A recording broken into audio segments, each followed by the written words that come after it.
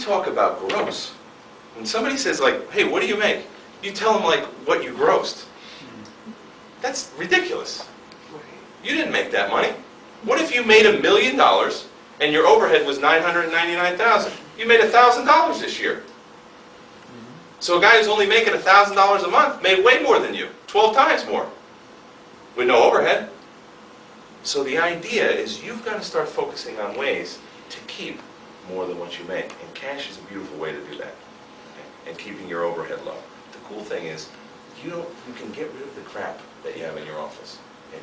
And I'm going to tell you what you need actually to be successful a little bit later on. But it's not all the crap. Okay? It's very simple. Very simple to see 300 or 400 people. It's not hard.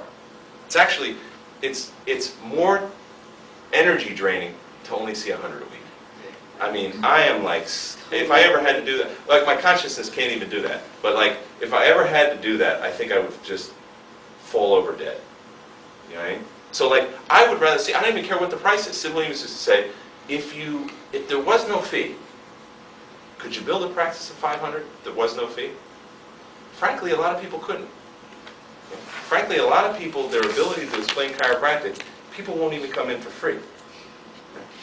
Got to start working on that. Fill the office, then raise the prices. Fill the office, raise the prices. Fill the office, raise the prices. Fill the office, raise the prices. You got to focus on service. When I walk into an office and I see 300 or 400 people waiting, I go, there's something cool going on here. There's value happening. When I walk into an office where the people are paying, $500 an adjustment, and there's only one person sitting there, and he looks like a skeleton, there's not that much value here. Think about that. Walmart did it. Bill Gates did it. All these guys serving huge amounts of people for a low price. High volume, it requires work. But guess what? How are you going to get known in the community? How are they going to see the results that are happening in your office? If you have the best thing on the planet, but people are like, I'm not willing to take a chance. I never even heard of that guy. But if you said, holy crap, this guy, he allows your whole family to come for this price. It's unbelievable. And you just started filling the office. See, everybody's afraid to say, oh my God, what if I don't get my price? Fill your office first. Show people how valuable you are first, then charge them. Show how valuable you are first, then charge them. So we can focus more on what we love to do. Here's our note-taking. And now I understand note-taking is different in the United States, but in Peru it's really cool. It's C5, body right, diversify. That's it. And the only reason we do it, and somebody made the good point, was, like you said, that's it. For the next doctor. We do it for the next doctor and for the practice member, for a fact, so that they can have a consistency in their care.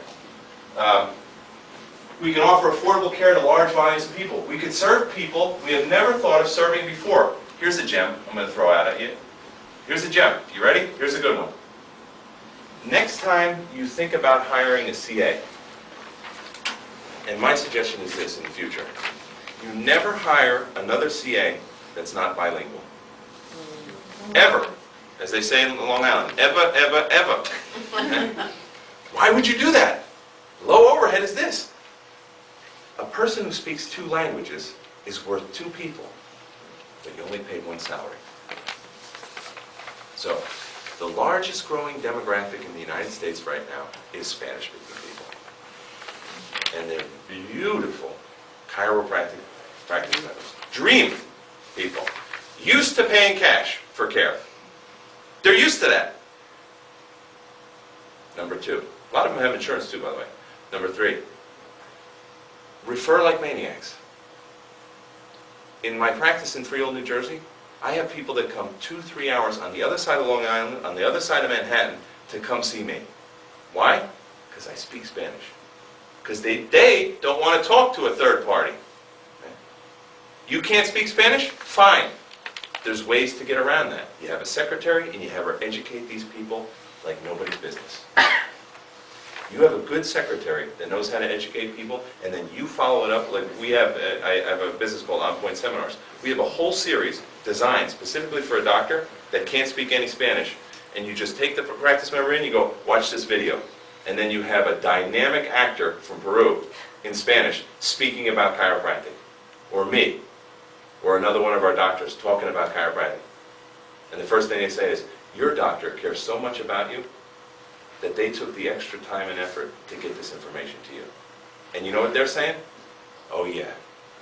Do you know why the reason I continue to practice? I never had to work again after 30. Financially, I've never had to work again after 30. I continue to do it for this one reason. This is a typical day in my office in Freehold, New Jersey. Unfortunately, this is a typical day in my office. Hi, Kristen, I see you came in today.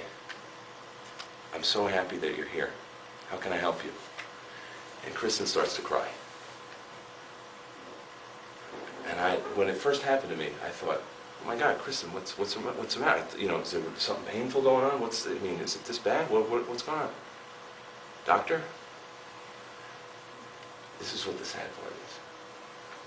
You're the first person, you're the first doctor in this country that's ever treated me like a human being.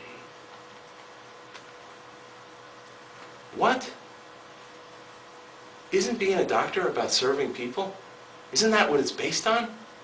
There's a famous interview with Ian Grasham, who's a hero in chiropractic. And he's being interviewed with this idiot medical doctor. And the medical doctor says, people go to chiropractors not because it's scientific, it's because they're just really nice to their practice members. How moronic is that? And they have actual courses they had to teach, they had to refocus the medical profession to be nicer, to be more human. That's what made us great. Don't ever lose that. You see, we have the tendency to lose it because I can't believe what I hear from chiropractors. They're looking at you, and they're not looking at you. They're looking at your insurance. They're going, there's 12 visits, there's 8 visits, there's a $5 copay, there's a $10 copay. That's insanity. That's insanity. And that's why it's failing. See, we got to get our humanity back. We've got to get back to what we do best. And that's help people liberate themselves. Let's get more human. There's almost no competition in this market. There's almost no competition in the market that I'm speaking of. The only 2 people that I do not allow to get chiropractic care in my office are people suffering from rigor mortis. Okay? No, seriously, I will not take care of a dead person. And the spineless. If you don't have a spine, they're very tough to adjust because it's only, that's it, man. Otherwise, every single person in your community has to be under chiropractic care. That has to happen. There's a saying that, and Einstein said it, that you can't solve today's problems with the same level of thinking. Well, our level of thinking worldwide is subluxated. How can we ever get to the next level of evolution with these subluxations squeezing on the brainstem? Don't you feel a divine guidance to liberate those people? At what cost, at what sacrifice are you going to get out of your comfort level and start talking to people? You know, when I was a student at Life, they told us right off the bat that it was illegal in the state of Georgia to go around with your business card and give it to people. This is the level of self-esteem that we have in the profession. You know why? Because the Georgia Board of Chiropractic, they were afraid that we as chiropractic interns were going to take all the business away from the chiropractors. I'm like, are they that bad? So guess what? I'm on a mission from God, so I don't care what the law is. I don't care. I honestly do not care. You try to put me in jail for that. The people will come bail me out. That's what used to happen in our profession. The people will come bail me out. So I said, all right, I'm going to hand out my cards. And people are, oh my God, I can't believe you're doing it. I go, you take me to Sid Williams. Never happened, okay? You think Sid Williams would have said, think what I would have done? Okay, I got to do a slap on the wrist, boy. I'll pay all the fines or whatever the thing is, but, keep going. And I strapped on a spine. I took a guitar strap, and I put one end here and one end here. And I had my clinic jacket on, this is ridiculous, and a tie, and 95 degrees and 100% humidity,